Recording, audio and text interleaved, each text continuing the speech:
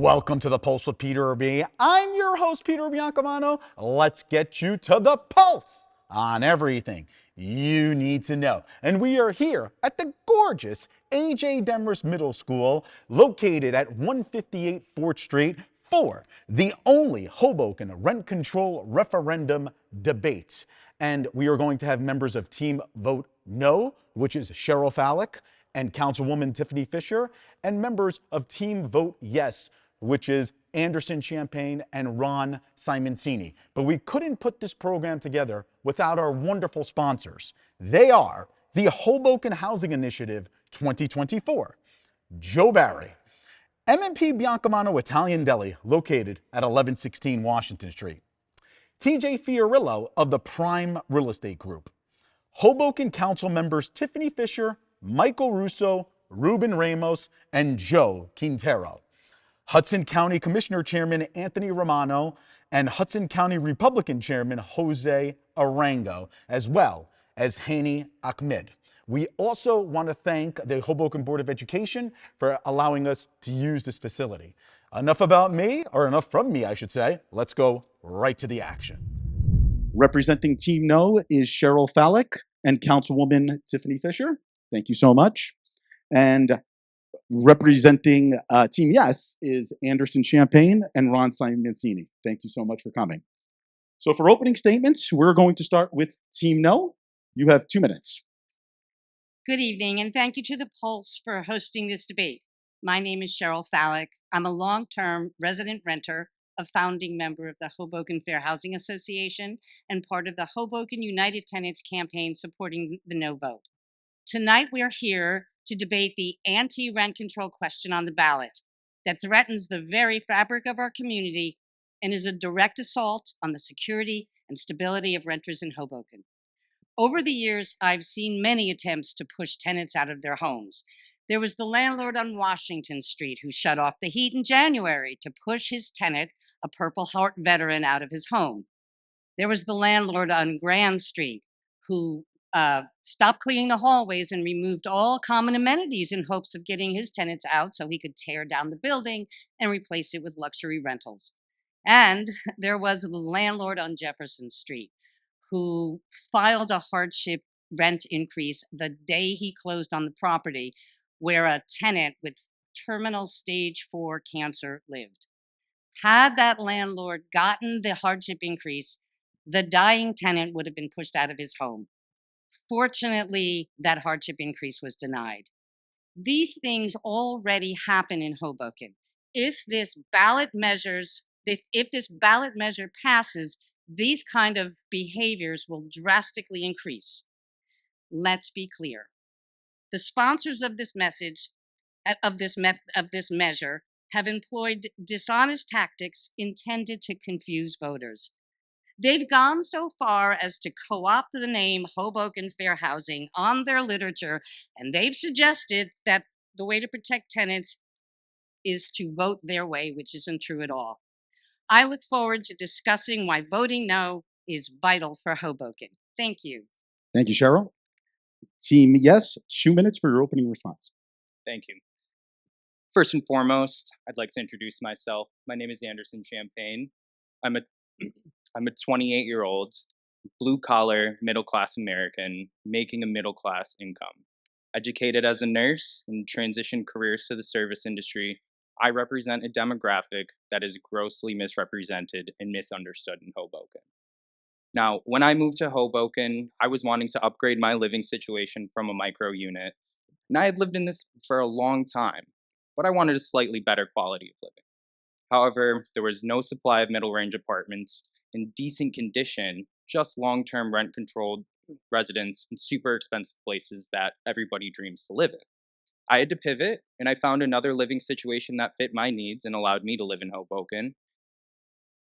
So when the referendum question came up, I decided to do my own research. It was thrown in our face as Hoboken tenants and residents.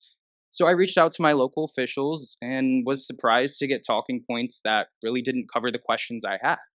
I knew that there had to be more to the story. My question was pretty simple. Why can I walk down the streets of Hoboken, see 3 dilapidated buildings next to a new multi-unit building, and $1 million convert family home, but I can't find an apartment for myself. I discussed the experience of renting an apartment in Hoboken with my friends, my colleagues, my landlord. I read the positions of the Hoboken Housing Initiative and the tenant representative, which ultimately allowed me to make my own decision. And when I came to the conclusion that I would be voting yes, I lended myself to this cause. Now, I'm not an expert on these topics and won't pretend to be. I'm here to provide a unique point of view nobody else on this panel has, based on my own research and experience, and I hope that I can provide insight into my own decisions. We need a system that allows for the stock to be replenished and make Hoboken affordable for everyone. Voting yes will do that. Thank you. So for the first question, we're going to start with the yes group, and you will have 90 seconds each to respond, or 3 minutes per pair. And Anderson and Ron, you could decide amongst yourself who will answer the question first. The question is, how will voting yes or no impact rent control and affordable housing in Hoboken? So Anderson and I just met a week ago, and we were very glad to have him come to us and ask us some questions. And I don't really know him that well, so you're going to get to know him, and you're going to get to know our position through somebody who has an authentic view. Why don't you go ahead and take your shot, and when you're, I'll finish it. Yeah, absolutely. I mean, I think that this point is simple. Affordable housing and rent control are two different things. Affordable housing is income qualified and goes to the people that need it, while rent control is not. A lot of people that qualify for rent control don't qualify for affordable housing. They make too much money. I fall into that. And I think that the opposition really does mean to blur these lines. Many people that live in rent control, like I said, would not qualify for affordable housing. Not to mention, on top of that, Hoboken hasn't built affordable housing in over 50 years. And you can pick out what affordable housing is in Hoboken. And in line with that, rent control policies prove to be effective in the short term, but the eventual outcome is the exact opposite of that.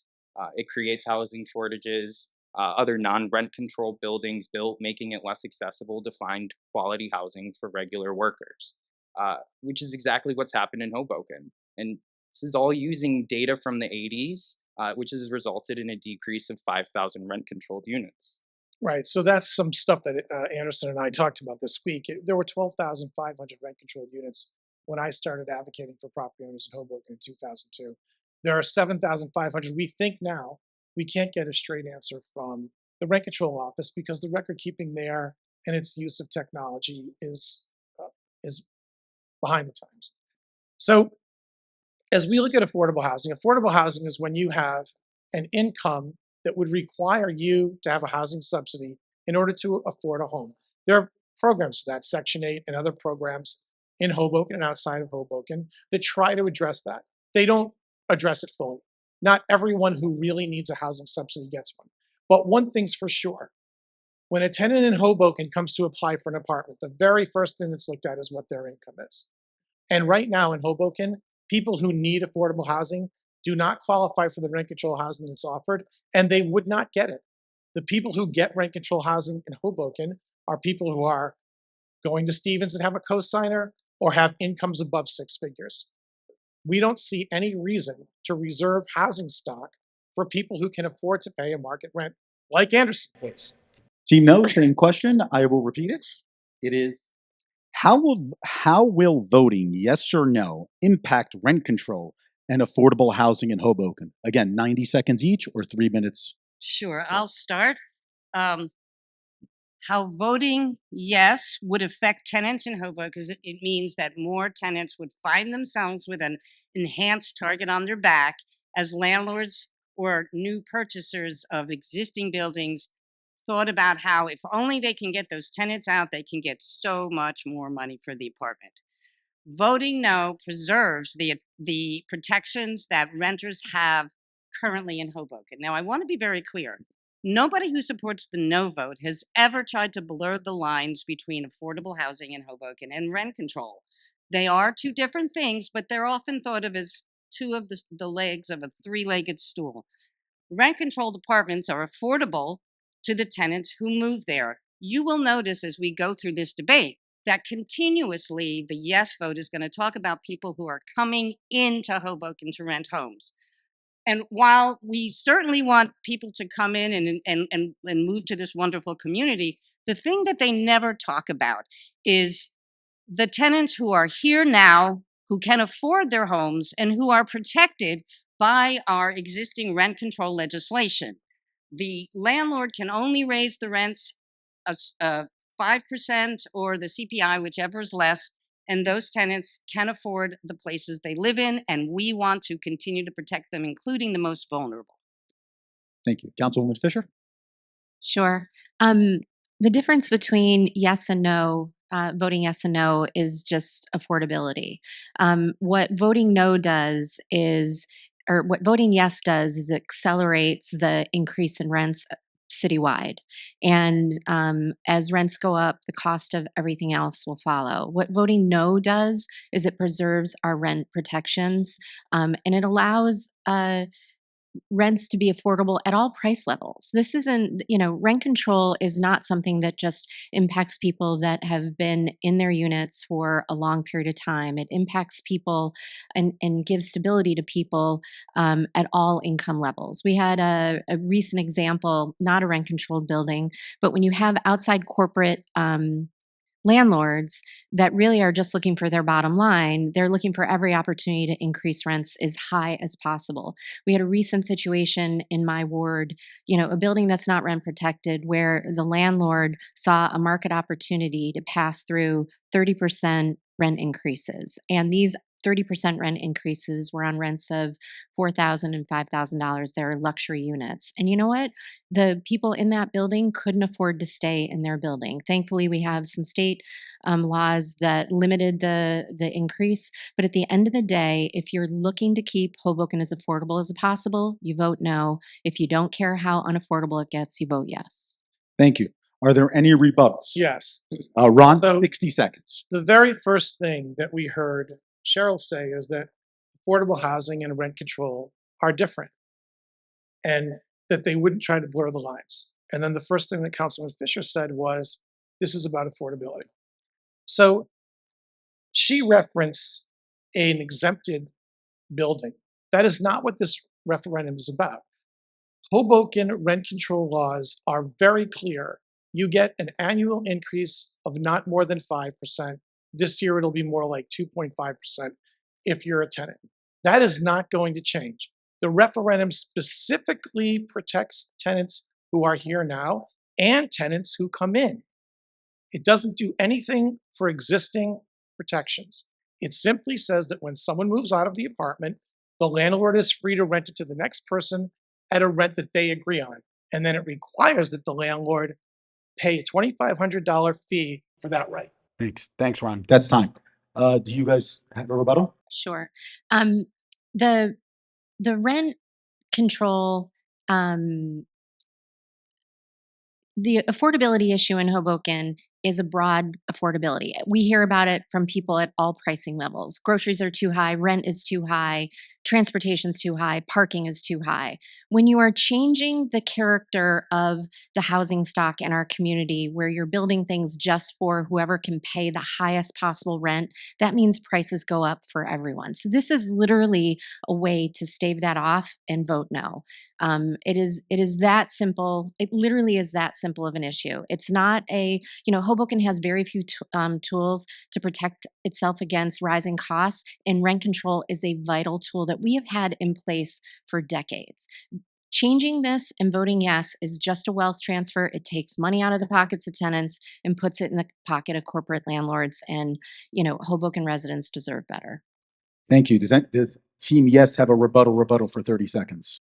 Well, I mean, I think that the most simple aspect of what you're trying to say is that this is an anti-rent control pattern, but it's not this. It specifically says that it would not affect a current tenant. So my current rent controlled apartment would not be affected by this. It would be affected It would be affected if I were to leave, find a new apartment, and then I would fall under rent control again.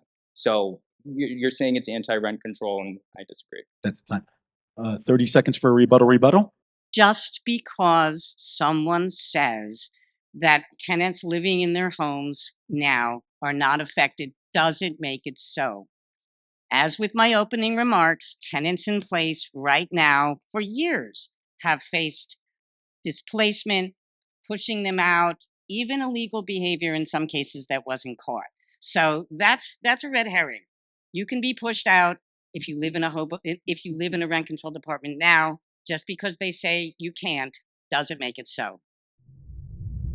All right, folks, we hope you're enjoying the Hoboken rent control referendum debate, the only one of its kind this year in 2024. We're going to have much more right after this commercial break. We will be right back.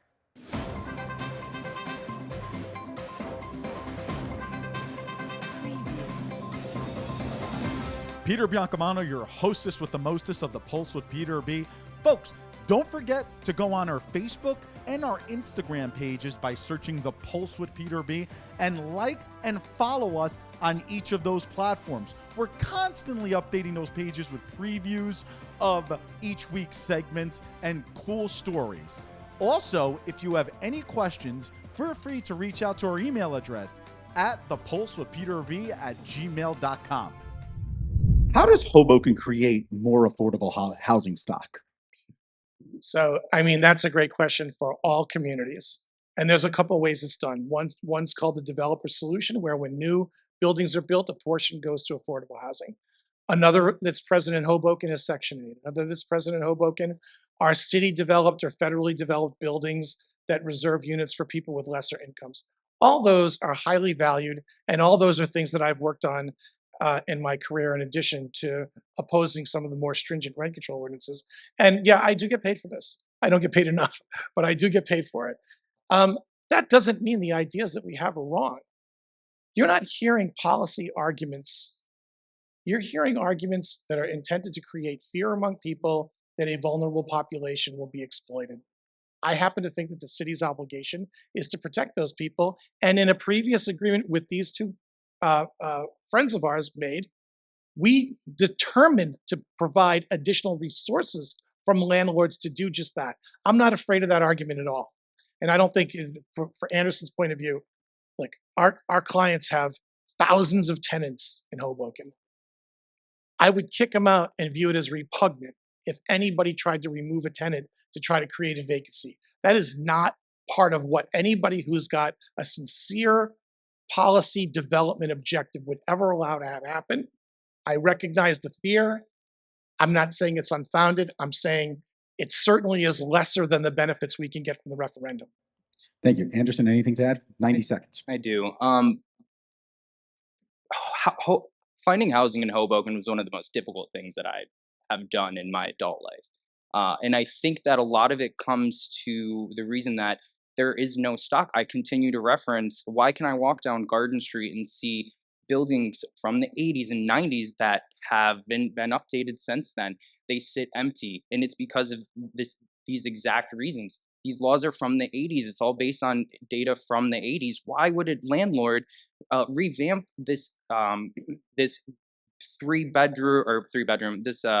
three-unit townhome to have to rent it out for $1,000 a month for each unit? It's not rational. We have to remain within a rational scope.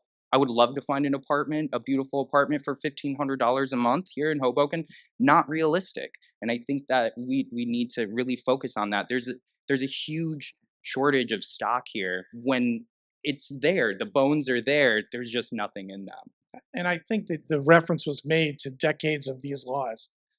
The problem with Hoboken's real estate is the decades. These issues exacerbate over the years. You can't have somebody expected to rent an apartment for $800 a month. Thank you, Ron. Team vote no. Would you like me to repeat the question or? Yes. Okay.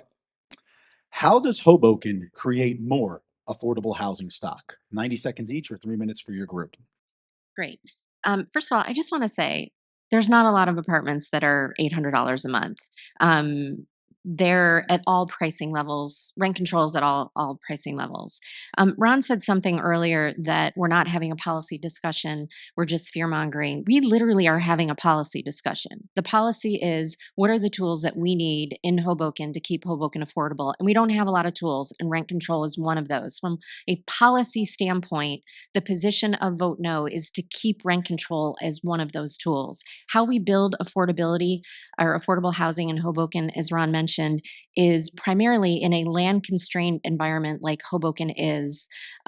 We really rely on developers to come in and have at least 10% of any large development be affordable housing. We've built about 70 units or something in the last couple of years, 42 at 770 House. We have a pipeline of buildings that are going to deliver another 400 to 500 affordable units over the next few years. It is a policy issue for the city of Hoboken that we will be having more affordable units. One thing I do want to point out in this discussion about, developers and landlords is one of the sponsors here and a supporter of Ron was developed all the affordable housing in the 60s and 70s, and they've reduced their portfolio by 70% and converted it to market. Cheryl, 90 seconds. There are a lot of different things that we could do to create affordable housing, but make no mistake about it. Passing this ordinance is not the way to get there. There are creative things that we could, I live and breathe this. It's like long overdue that we created a CLT in Hoboken. Obviously, retaining strong rent protections and enforcing the laws that we have, that adds to it. We do have inclusionary zoning. From my perspective, it's a little pathetic because it's only 10%. But the reason it's only 10% is we have forces in Hoboken that go crazy at 10%. We don't even match the national average. Like places in the flyover states require a greater percentage of affordable housing than we do. But nonetheless, another thing that will help us is if we retain our strong tenant protections, we enforce our laws, and we keep the transients in Hoboken down. Because when people lay roots in Hoboken, they will stand up, they will speak. I've actually been thrilled at all the young folks that have joined with the Hoboken Fair Housing Association to support the no vote in connection with this referendum. They are people who've moved here, who plan on staying here, and who care about the community. But make no mistake, listen, if anybody wants to know about things we can do to create more affordability, ask me. I'd love to share. Thank you, Cheryl. Anytime. Team Vote Yes. Do you have a 60-second rebuttal? I think that the Committee of Petitioners has spoken about that. And essentially, we viewed the passage of 2 affordable housing plans by the council over the last 14 months as a signal. We thought, gee, they're serious about building affordable housing. But right after they passed both issues, what did they say? Well, there's no money for this. So the landlords, through the Mile Square Taxpayers Association and through this Committee of Petitioners, said, you know what? We'll provide the money. We'll provide $2,500 every time we can charge a market rent for an apartment. And that $2,500 over 7 years will sum to between $10 and $15 million. If the city of Hoboken decides to use its credit and available federal and state programs, that will create 400 to 700 units of the plan they already adopted while acknowledging that they can't afford to do it. The city spent $2,100 on affordable housing from its trust fund last year. Thank you. Team Vote No, do you have a 60-second rebuttal? Yes. So those numbers are just crazy numbers.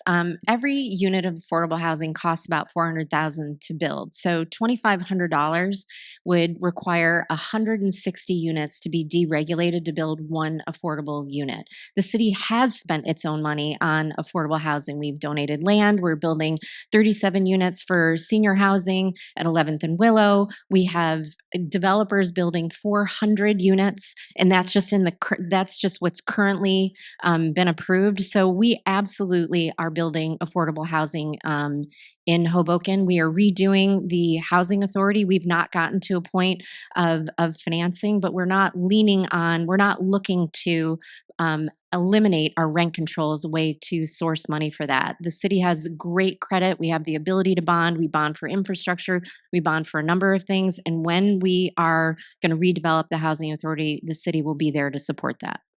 Team vote yes. Do you have a rebuttal? So I 30 think that seconds. the cost of affordable housing at $400,000 a unit is high when you get the land for free. And right now, the Hoboken Housing Authority has the land it can redevelop for free. And the number might be more like $250,000. And I only bring that up, not to say that $250,000 isn't a lot of money, but if you use the Aspire tax program offered by the state, which has $11 billion worth of credits left, you can do what the developers in Newark did, which is they got a grant for $300,000 a unit. The city just has to get creative and has to get determined about accessing that money, and it will be there. Team vote no. Rebuttal, 30 seconds. All I'll say is this is where I actually agree with Ron. The city has done a terrible job sourcing all of that, and hopefully in the future we're going to be better at it. And the housing authority redevelopment is exactly the project where we're going to work together to find as many sources to redo that and build 1,200 new units. All right, folks, we have one more segment to go here at the highlight reel for the Hoboken rent control referendum debate. You're not going to want to miss it. We will be right back with more.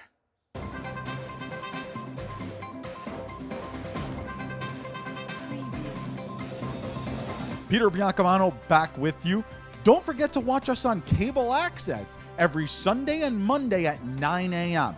Optimum Channel 18, Files Channel 46, and Comcast Channel 190. Also on Sunday mornings at 9:30 a.m., you can watch our show on our YouTube channel, and you can also binge watch all of our old shows. Who doesn't want to keep watching The Pulse with Peter B? We'll see you there. What impact will a vote yes and a vote no have on the Hoboken community as a whole? Well, if the vote yes passes, you will see a lot of people being shoveled out of Hoboken. Most of them will be people that however long you've lived here, you've seen them because they've lived here a very long time. There will be tremendous pressure on any tenant who is paying even the slightest bit of rent that's below what the landlord envisions they could get as a market rent. If the no vote passes, the status quo remains. Our protections that our renters rely on will still be in place, and we have an opportunity to enhance them, to protect our renters more. We have an opportunity to build on what we have in ways that can maybe stave off some of the scenarios that I shared at the beginning of this. We really do want to end those sort of things, but God help us if the yes vote passes. What I shared in the very beginning of the debate, you will see more and more of that. Everyone will have a story. Everyone will see or know somebody who gets pushed out of Hoboken. Thank you. Councilwoman Fisher? Sure. When I originally started the conversation tonight, I mentioned this is simply about affordability. And I think what you would see if the yes vote wins is an acceleration of rent prices citywide, an acceleration of housing prices citywide, and an acceleration of every other price. If you've been to Kings up in the second ward, I'm the second ward council person, the prices in Kings are 30% higher than any other grocery store in Hoboken because in the neighborhood, we have some of the highest priced housing and the highest rents that are not currently under rent control. We will see that across the city as rents go up because we will, to the point that Ron made earlier, we are going to see landlords looking to rent the highest possible rent to someone that is willing to pay that can afford it, that is not price sensitive. And with that, the price of everything else in Hoboken will go up. Thank you. Do you guys? Yeah, thank you. I only need a minute here or less. I think that the idea that the city, through Councilwoman Fisher's appearance here, says now we're going to actually start doing this affordable housing. Now we're going to actually get earnest about correcting the ills that have happened in the housing market. Look, we've seen it. We've seen just the threat of 2 mayoral vetoes change the council's will. It's all political at that level, and it doesn't reward Hoboken. One of the people who's advocating for the no vote owns a donut shop. Actually, 2 people own a donut shop. When the price of wheat went up, what those people do? They raised the price of the donuts. Wages are up 40% in 6 years. What are we supposed to do with our maintenance guy?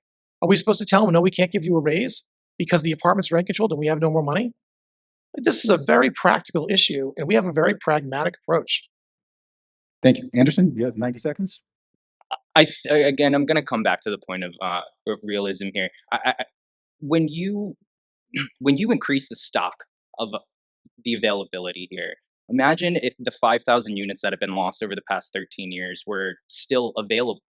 That would take the availability of the cost and even out the market. I think that that's common sense. If there's 4 donut shops around each other and one charges $2 a donut, and then the next one charges $1.50, well, the other 3 are going to have to start charging $1.50. I think that it's a simple point to be made. The more stock that you have, the lower the gradient gets, and the prices plateau. Now, I think we all agree that you need more supply. There's no question about the supply. The reason Hoboken is so expensive is because it's so cool. And the reason it's going to keep getting expensive, whether this passes or not, is because people want to live here. And the idea that we're going to reserve those units so people can change their family size or save to open their own businesses, rather than reward the people who currently own those apartments, and rather than say to them, you've kept these rent-controlled tenants here for their entire tenancy, and the gap between market rent and what they pay is so ridiculous, we're actually going to let you charge a market rent for the new tenant. Is it such an ask? Thank you. Team Vote No, do you have a 60-second rebuttal? I'll start just quickly. I think actually Ron kind of responded to Anderson.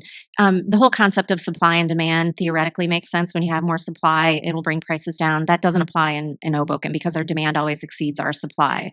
So every time we build something new, for a moment in time, the prices may soften and then it quickly gets absorbed. And as Ron said, it's a cool place to live. People want to live here. So they're actually answering their own questions. Because of the demand to live here, because it's so cool, there's a tremendous amount of pressure on rents and housing costs in Hoboken. What as Cheryl said earlier, this is really about protecting our community and the people that live here versus, protecting corporate landlords and their, interest in generating as much profits as possible off the backs of Hoboken residents. Thank you, Councilwoman. So there's that term, corporate landlords. Again, we don't have one of them in our membership. That's number one. And there's not one of them on the committee of petitioners.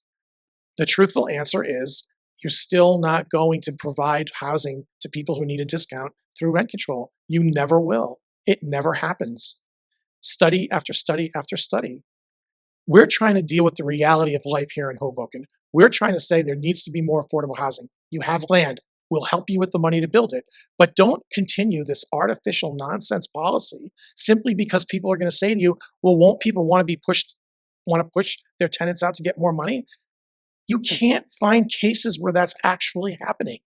So we need to regulate it, yes, but we shouldn't give up the rest of the economy to that particular issue. Thank you. Team Vote No, do you have a rebuttal? 30 seconds. Did you just hear what Ron said? Artificial nonsense policy. See, that's the scorn that he has for a city that wants to protect the people that live here. He also talked about the politics. As far as I'm concerned, the politics are irrelevant. This is a binary question. No to protect the people who live here. Yes to put profits over people. It's just that simple. Thank you. Do you guys have a rebuttal? 30 seconds. I don't have scorn for anybody. The policy is a bad policy, and anybody should be insulted by the idea that the real estate here should be reserved for people who aren't here yet because we want to make sure that we have this fantasy, this fiction, that there'll be people who add diversity to the community. You just don't see it walk down the street and you know it's not working. All right. So we have arrived to our closing statements. As a reminder, you have 2 minutes each per group, and we are going to start with the Team Vote Yes. Anderson and Ron? I think we've made the case for why the referendum is solid housing policy for Hoboken. It protects every new and existing tenant from excessive annual rent increases exactly as they are now. The referendum creates funding for affordable housing out of rent-controlled properties. We all know that no one who needs a low-cost housing ever gets a rent-controlled unit. Rent control notoriously fails at delivering benefits to those who need them. In order to balance the marketplace, we've required the rent-controlled property owner in this referendum to underwrite the cost of supplying housing to someone who actually qualifies for subsidy. Everyone knows when they are looking at a rent-controlled building. Currently, the only way these properties ever improve is if they convert to single-family home or condominium, which has cost the city 5,000 rent-controlled units over the last 22 years. The referendum aligns all the interests of people who are in Hoboken now, and it requires that new residents pay their fair share and do not create burdens on existing condominium and single-family homeowners. Elected officials in Hoboken approved needed reforms for rent control twice, but because of this political ramifications of a mayoral veto, politics went over policy. Just want to mention that Mayor Bala owns a unit where the rent increased 30% over the last 4 years. The mayor, who's advocating for the no vote, increased rent 30% over the last 4 years on his unit. How are we supposed to view that as property owners who get a 3.5% increase? So I think we've done a really good job. We've confronted the thinnest of facts from the other side. The fear mongering of harassment doesn't make sense to me. And the contention that people who don't have to demonstrate income qualifications should get a unit that's discounted so somebody else can subsidize their presence here by paying more tax. That doesn't make sense. Thank you. Team Vote No, 2 minutes. Thank you again to the Pulse for hosting this debate and to everyone who tuned in to watch the discussion on the anti-rent control ballot question. As Hoboken residents, we take pride in our community and the care we show for fellow residents. A no vote is not a ballot choice. It's an opportunity to protect the people in Hoboken who rent their homes. A no vote sends a clear message to corporate and portfolio landlords who are eager to replace both longtime and newer renters with wealthier tenants. They are like mining companies, ready to extract as much money as they can while pushing out our friends, seniors, and vulnerable residents. When you cast your vote, think of the long-term residents, the families, and the people in our community that you've come to know and care about who could be pushed out of their homes if the question passes. Let's stand together and ensure that we are not putting our neighbors at risk. Don't be fooled by the large landlord's deception. Vote no on the anti-rent control ballot question and show once again that Hoboken cares. Thank you. And I'll just go quickly. I ask everyone out there to vote no. This is about preserving our community. This is about preserving the affordability within our community. We're going to come under a lot of pressure, over the next, or perpetually in the future. And this is one of the really important tools that we have. There's a lot. Rent control is very complex. I've spent a lot of time with Ron and Cheryl trying to find solutions. If the vote yes passes, we don't get to have those conversations for 3 years. If the vote no passes, we get to continue to have those conversations and make sure it works for everyone.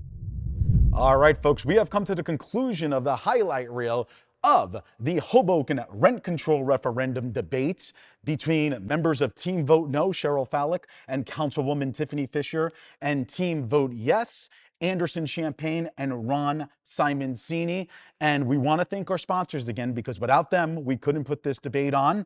And they are the Hoboken Housing Initiative 2024, Joe Barry, M&P Biancomano Italian Deli located at 1116 Washington Street, TJ Fiorillo of the Prime Real Estate Group, Hoboken Council members Tiffany Fisher, Michael Russo, Ruben Ramos, and Joe Quintero, Hudson County Commissioner Chairman Anthony Romano, and Hudson County Republican Chairman Jose Arango, as well as Hani Ahmed.